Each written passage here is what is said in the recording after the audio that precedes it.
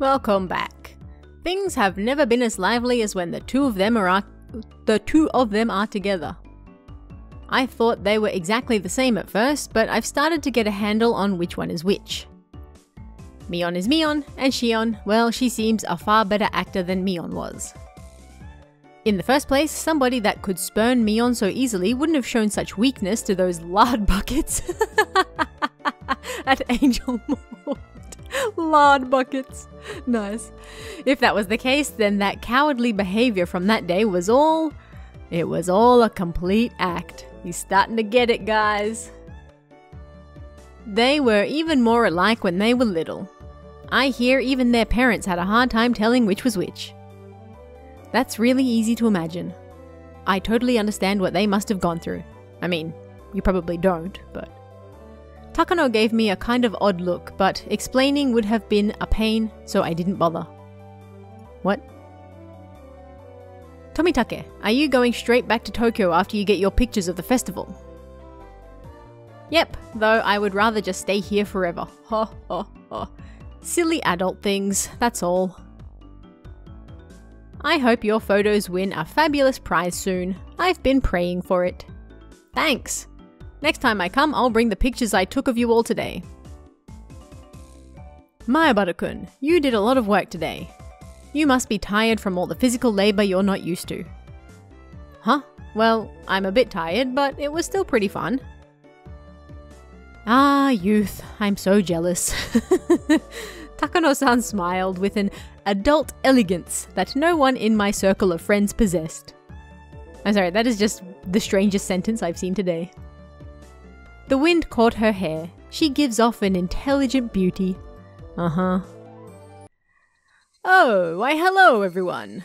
It seemed like our merry crowd was standing out. This time an overweight older man addressed us. And again, it was someone I thought I knew. If I could recall correctly, he's a policeman, isn't he? Oh, Ishi-san. Good evening. Doing a preliminary security inspection for tomorrow? No, something like that. I love his laugh.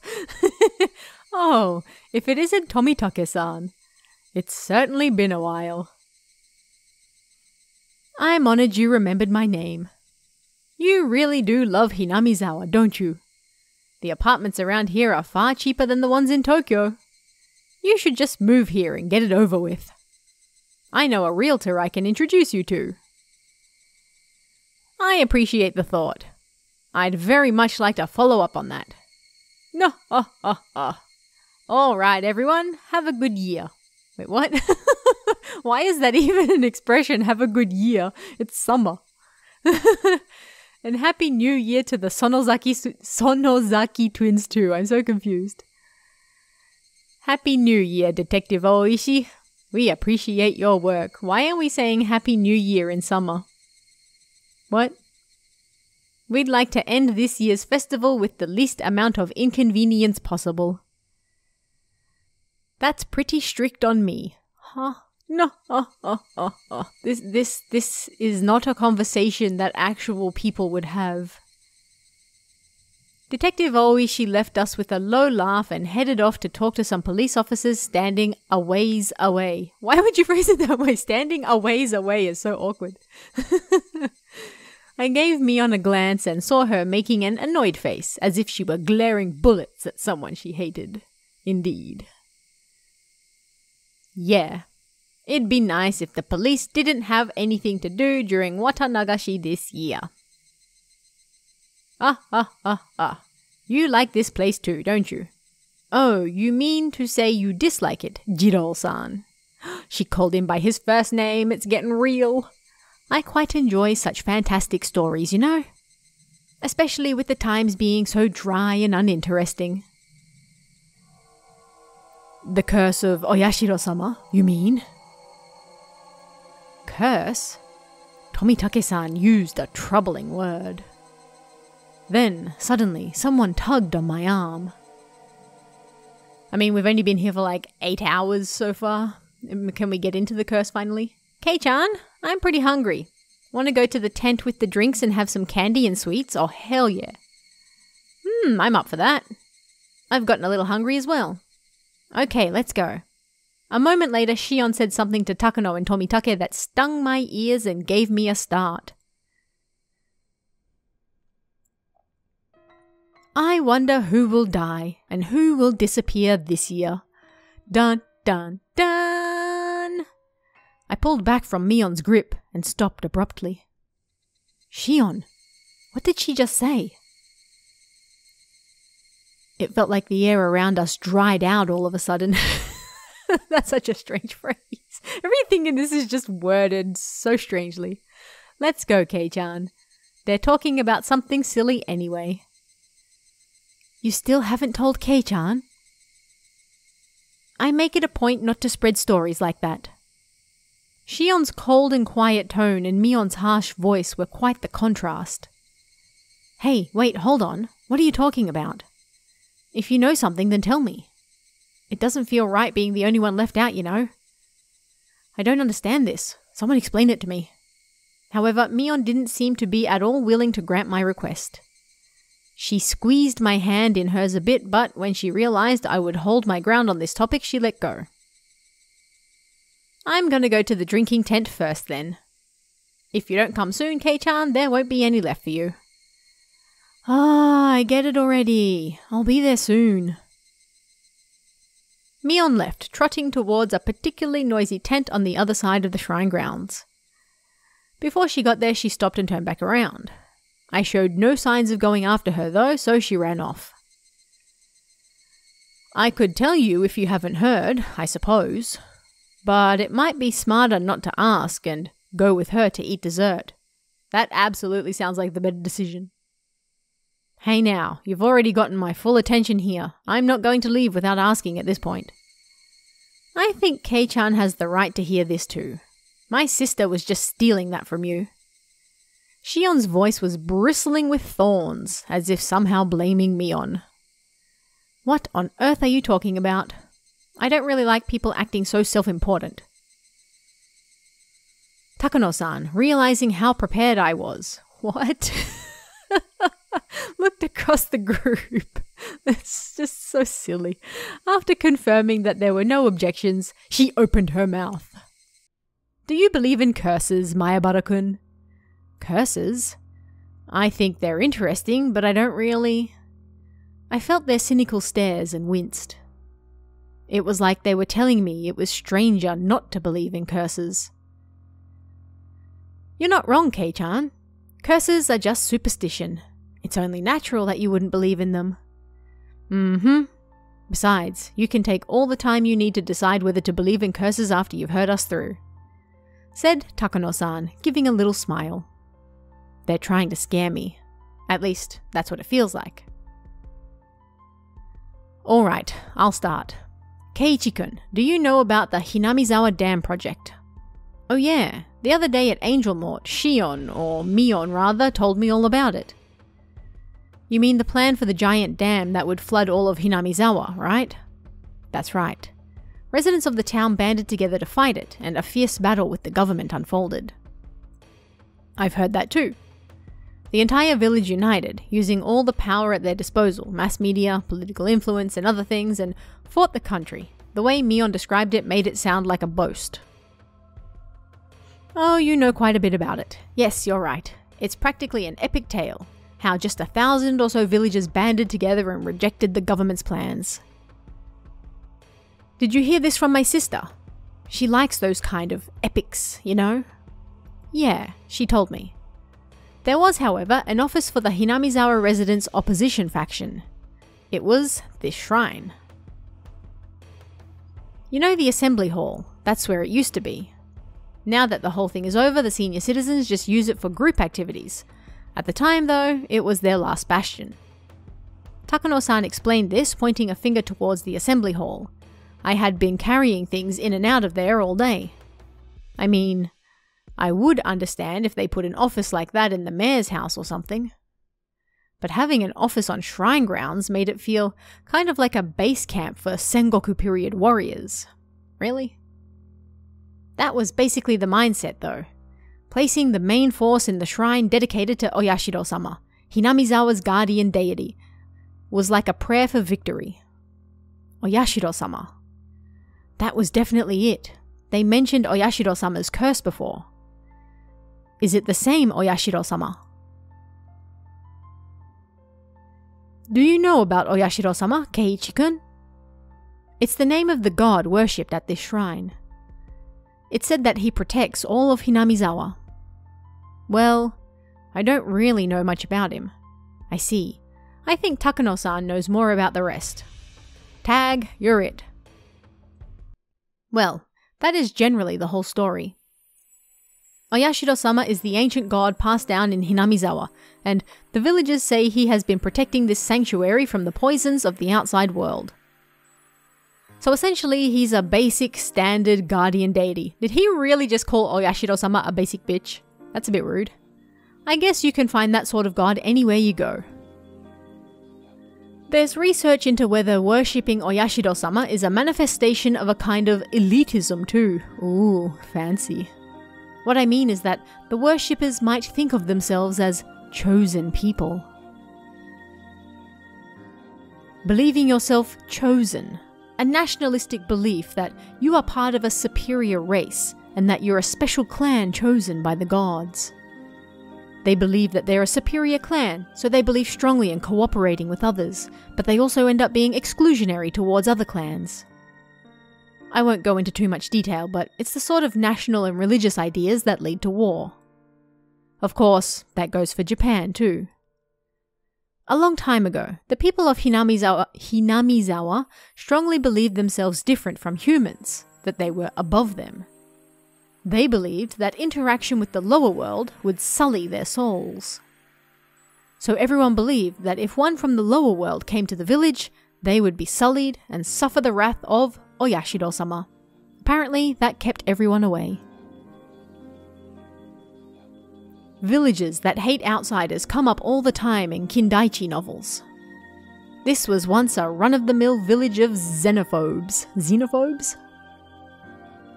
Well, they'll deny it to preserve their pride. It was all a long time ago, after all. Things are different now. Shion followed up quickly, having sensed the thorns in Tomitake-san's words. Tomitake-san, embarrassed at what he said, scratched his head. So this shrine worships Oyashiro-sama, thinks of Hinamizawa as holy ground, and it's a symbol of their traditional hatred of the outside world. I get it.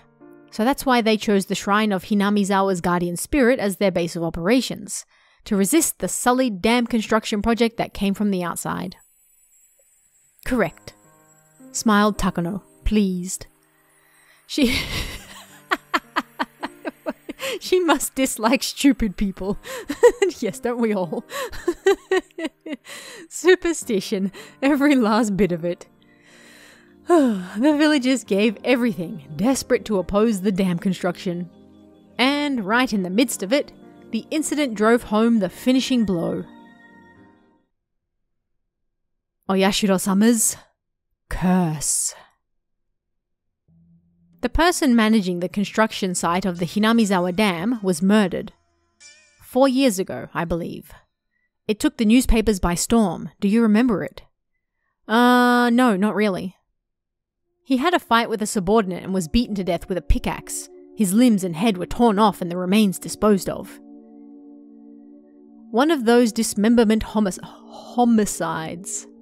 They were all the rage at one point. Why would you phrase it that way? Oh yeah, those dismemberment homicides were all the rage.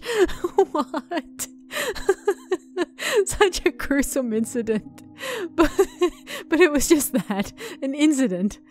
A person caused the incident after all. Should they really put it down to the curse? It's so weird. All the rage, bro. Everyone's doing it. Then the following year, the man who had organized Hinamizawa's group of dam proponents, he fell from a cliff while on vacation and died. These things happen. Apparently it was an accident. Of course, most of Hinamizawa was hostile towards him. The police were all over the case as if it were a homicide, but in the end it was judged to have been an accident. Now, it's an accident. This is the most curse-like one, but it's still far-fetched. And then, on the next year, This time, the priest of the shrine contracted an unknown illness and suddenly died. This may sound a little rude, but the old priest was kind of a wait-and-see type. What? The whole village was in an uproar about the dam, but he just kind of didn't seem to want to bother. The shrine was the symbol of the opposition movement, and its priest, well, his attitude worked against him. The villagers at the time had hoped for a leader, but their hopes were betrayed. Some people were apparently pretty angry too. So at the time, all of the older people were like, "This is Oyashiro-sama's curse." That's what they said. It did seem like every year dam-related people the village had resentment towards were dying. It was pretty creepy. Oh, and also, it's interesting, all of these incidents and accidents always happened on the night of the Watanagashi festival. Nani? See? Starting to sound like a curse now, isn't it? Then the year after that, in other words, last year, the sister-in-law of the man who was the leader of the dam proponents, the one who accidentally died, was discovered dead, having been beaten to death. Of course, they caught that criminal. See? Really seems like a curse, huh? 4 years in a row. Each one of the incidents and accidents were relatively commonplace, but every single one of them happening on the night of the festival worshipping Oyashiro-sama, that's not normal. The old folks have been blindly accepting Oyashiro-sama's curse because of the incidents these past few years. Even younger people too. At first they thought it was stupid, but now nobody makes fun of it. Yeah, I can see where she's coming from. Even me. Even I didn't think there was a curse at all. Thinking about all the incidents like this makes me feel like maybe it's real. For example, just look at the preparations for the festival you were doing today. Everything might have gone crazy during the battle against the dam, but just a few years ago, the Watanagashi festival was never this well attended. Well, I guess you're right. If we didn't have Oyashiro-sama to talk about, we wouldn't all be coming to a festival like this, huh? There's a lot of people who say that infidels might be punished, so they really need to go to Oyashiro-sama's festival. Shion nodded as if she were mocking herself. So how about now? Keiichi-kun, you're starting to get the feeling that maybe, just maybe, the curse is real, aren't you? I mean, you can't just laugh off people related to the dam construction project all dying like that. If even I feel like this now, then the more superstitious members of the village must feel stronger than that. Well, I mean, I still don't think there's a curse. I can understand those that believe there is, though. Wow, Kei-chan, you can really keep a cool head about this. Shion grinned, realizing I'd rejected the curse. If it's neither a curse nor a coincidence, then what should we make of these incidents? Takano-san said, smiling playfully as if posing a riddle. Neither a curse nor a coincidence.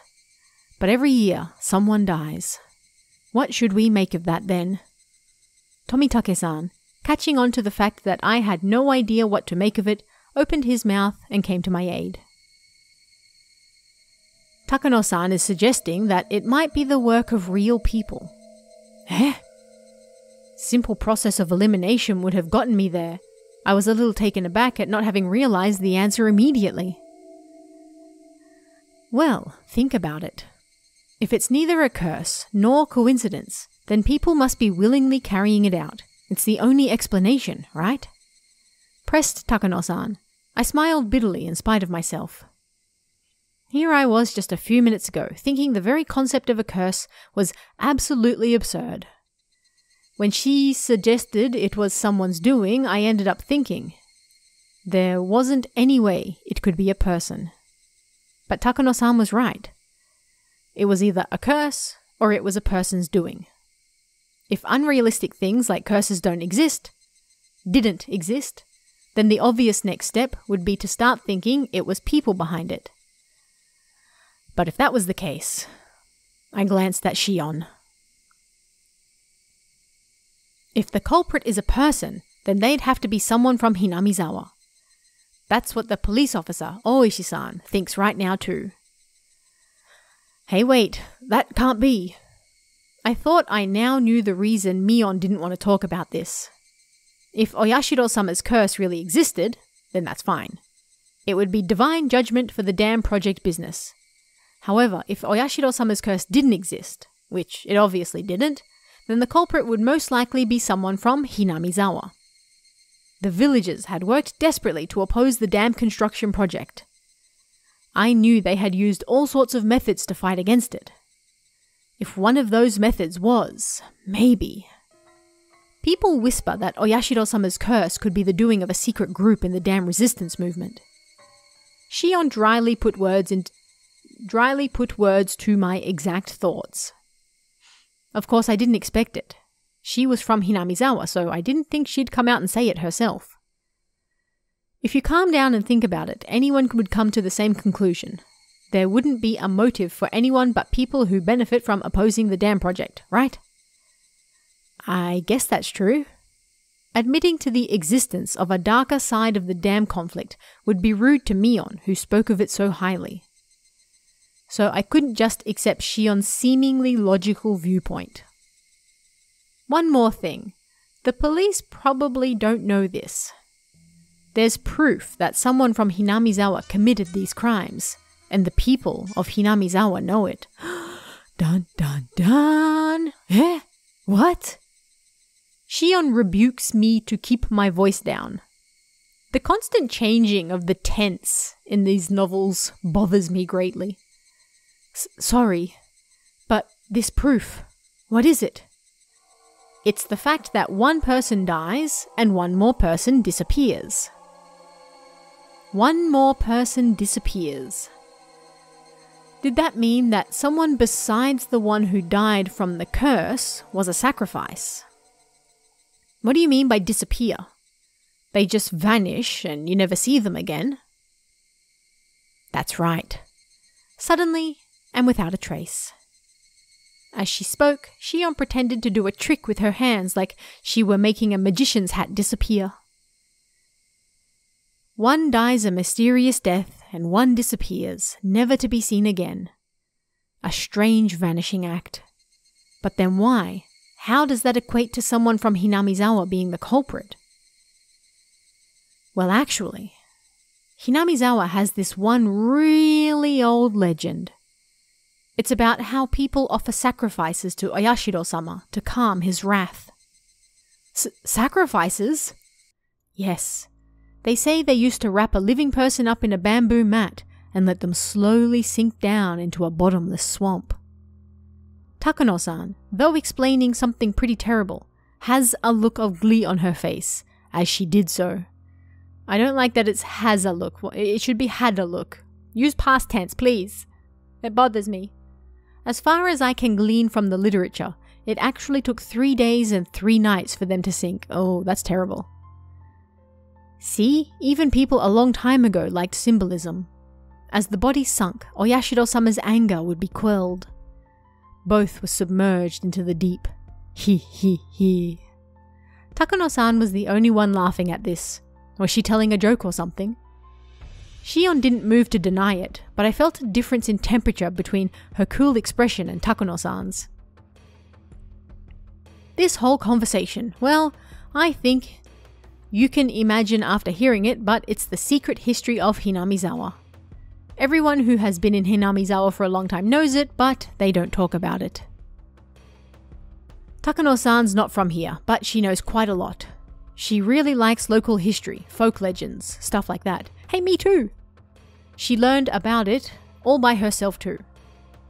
I used to do the same when I lived in Matsue. I would just ask everybody everything. I'm really not all that amazing. Just curious, that's all. Like a child. I just want to see scary things for the fun of it. Tomitake-san laughed, a little embarrassed. Wait a minute. What does that mean? The other person who disappears during the incidents, you're saying they're offered as a sacrifice? Yeah. Shion answers in one word before anyone else can speak. Someone dies, then someone disappears. Well, whether they actually get sacrificed or not is a different issue. But every time something happened in the past, one person died and the other person disappeared. For example, the first one, where the dam site manager was killed. Apparently one of the people responsible for that still hasn't been arrested. Couldn't that just mean he managed to get away? I don't see why we should treat him as a sacrifice. Well, that's basically what I think too. There was also the year after that with the leader of the dam proponents. You say he fell from a cliff and died while on vacation, right? Apparently his wife fell as well. The police investigated fervently, but they were never able to find the wife's corpse. The river under the cliff was actually pretty high at the time though. She could have just been buried under the sand at the bottom of some lake downstream or something. The perpetrator of a dismemberment like that wouldn't want to be caught, so they'd be desperate to run away and hide too. I thought I'd heard about cases where the corpse wouldn't surface after the person drowned in a swelled river like that. She vanished because of an unfortunate accident, but I still didn't see the connection to sacrifices. If you took each of the past incidents in turn, none of the disappearances evoked that terrifying of an image. The year after that, with the priest suddenly falling ill and dying, is much clearer. His wife left a suicide note. They found it in their house the night the priest died. It said something along the lines of her quelling Oyashiro-sama's wrath through her death. The curse, it seems to turn up in this one though. Well, we may never know the truth of the matter. The swamp the wife drowned herself in was the giant bottomless one Takano mentioned before. The police investigated it, but all they could find were several of her possessions. They never found the corpse. The police suspect it was a faked suicide and they're still investigating it now. Someone dies every year, and in the same way, someone goes missing every year. Is she trying to tell me that everyone who vanished was kidnapped by some extremely efficient means and dumped into the bottomless swamp, still alive, and drowned to death? But a curse, that's unbelievable in its own right. And the next year, what was it? The dam proponent's sister-in-law? She was killed. And the same way someone disappeared. It was a boy around my age named Satoshi Hojo. He's the nephew by marriage of the woman killed. Shion cut in with a slightly strong tone of voice. She knew the boy who had disappeared pretty well. At least, that was the vibe I was getting. Well, that about sums everything up. One person always dies and one person always suddenly disappears. Leaving the suddenness aside, the fact was that each incident involved one person disappearing. They've repeated that like 20 times now. Oh my god. So that means the first person who dies is because of Oyashiro-sama's curse, and the second person who vanishes is because the villagers sacrifice them. Is that it? Kei-chan, there is no curse. Somebody kills the first person under the guise of the curse, and someone takes away the second person to be a sacrifice. But Shion, that means the criminal is in the village. That's what I've been guessing from the start. It's pretty shocking though, you know? We live in the Showa period. It's kinda hard to believe people are committing murder like it's nothing, using some ancient justifications, huh? It didn't have anything to do with our discussion, but I got the feeling that maybe Shion didn't like Hinamizawa very much. You reckon? Mion enjoyed talking about Hinamizawa and its epic tales. So she had avoided talking about Oyashiro-sama's curse, which didn't paint Hinamizawa in a good light no matter how you looked at it. She was trying not to give me a bad impression of the village, so she didn't say anything. Shion, on the other hand, was somehow different. She wasn't rejecting the concept of a curse to purge Hinamizawa of this bad impression, but rather because she strongly believed that a member of the village was the criminal behind this. Her conviction seemed a bit removed from the tight sense of community held by the people of Hinamizawa. Once upon a time, they looked so alike you could mistake one for the other. But talking to her now, I was getting a powerful feeling that Shion had a completely different personality than Mion. Then everyone else, they all think someone from Hinamizawa did it, right? Neither Shion nor Takano-san answered that. The deafening silence told me all that needed to be said. Then let me ask another question. If someone from Hinamizawa is the culprit, then who is it? Neither Shion nor Takano-san had a reply to that question either. Though it may have been rude to ask, I had hoped they wouldn't have one. The reason I asked was to argue that their explanation that the culprit was from Hinamizawa was nothing more than one possibility. Shion caught on to my plan. She gave a pained smile at my petty spite and opened her mouth to speak. All I said really just amounts to circumstantial evidence anyway. If any of us knew who it really was, we'd have gotten them in police hands already. As would anybody. Then, what about Takano-san? She too smiled dryly, as Shion had, and opened her own mouth. This constant use of the phrase opened their mouth before speaking. It's funny, like, it's what's used in the Japanese, like I know why it's used, but it's not commonly said in English, so every time I see it, every single time, it makes me laugh. Well, I'd like to clear one thing up. I'm not a detective or anything, alright? In all honesty, I'm not really interested in who the culprit is. Takano-san, you sure are a handful. What? Tomitake-san gives a bitter laugh at her surprising opinion on the matter. Alright, we're actually going to end this episode here. Come back next week and let's find out more about what her opinion on this curse is. Finally, we're getting into the curse again. I feel like I've been here for 10 hours. But the curse is my favorite part, and we're finally getting to it, so I'm excited. I'll see you guys again next week. See ya.